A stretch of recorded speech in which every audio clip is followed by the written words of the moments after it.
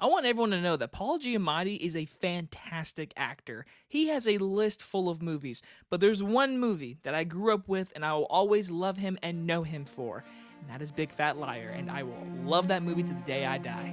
Here's Johnny. My mom always said life was like a box of chocolates. Expecto Patronum!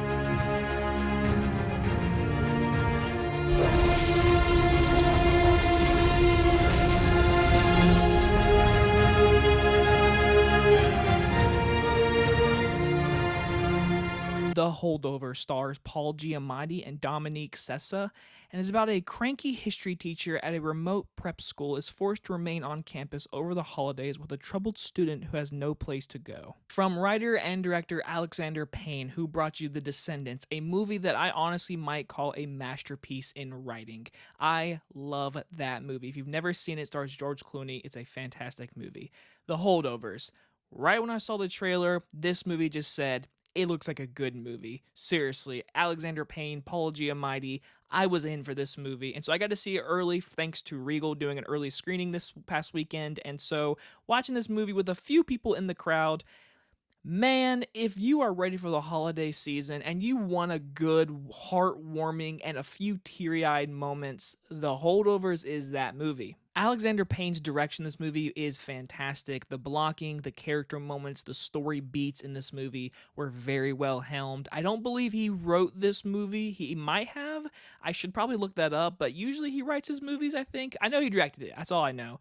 But he did a fantastic job in this movie. And the best thing about this movie, honestly, is Paul Giamatti and Dominic Sessa. Their relationship in this movie is very interesting. Now, you've seen this story before. Cranky old teacher, a kid who is always up his butt and always messing with him. And there's some good, funny moments for sure in this movie.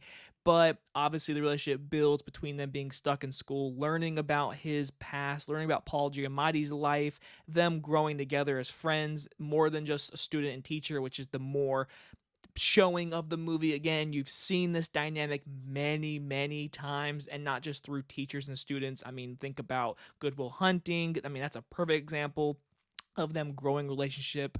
In this movie, I actually really just love them being stuck at the school. I thought that was really interesting. And the movie looks beautiful. There's great soundtrack. You definitely feel the setting in this movie. Joy Randolph, sorry if I said her name wrong, she's very good in this movie. She's a very good supporting role in this movie. I would actually love to see her get a supporting actress nomination for this movie. I would love to see it. I don't know if it's going to happen. I don't know if anything this movie will get nominated for, but I mean, it's just a good, well-made movie. Seriously, I mean, there's just good acting, there's good music, there's good editing, there's good setting design. I mean, everything in this movie is just well-made. My only issues, I mean, it's not even an issue, is really, you've seen this plot point before, but I mean, every movie repeats. I mean, they copy every movie. Every movie copies one another, and it's just how the actors portray it, how the writers portray it, the director.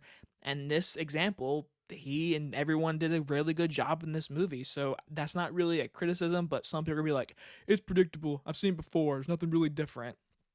That's true. And if I had to say one more thing, I'll say maybe it's like 20 minutes too long. I would say that. I think it's about 2 hours and 15, I believe, but it could have been probably like 20 minutes shorter. Definitely some stuff early on that could have been cut down that was more comedy based, but you kind of needed it to build that relationship. So I don't know, man. I feel like I'm really nitpicking here. This is a good movie. It's really good. There's some heartwarming moments. There's some funny moments.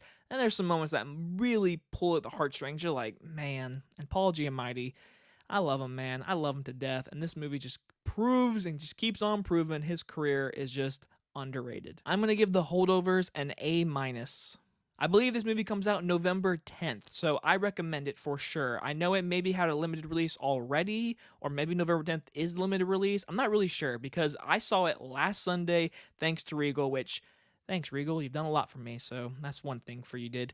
But this movie is a for sure go see. Definitely for the holiday season, I would definitely recommend it. Just know it's dramatic, but it's also funny. It's a good movie. If you saw the movie A Man Called Otto earlier this year, that is the best way I can explain this movie. Good watch, not one of my favorites of all time, but good movie, just a good movie. Anyway, guys, you guys enjoyed this movie review. Very early movie review, too. I'll see you guys in the next one. Bye, everybody.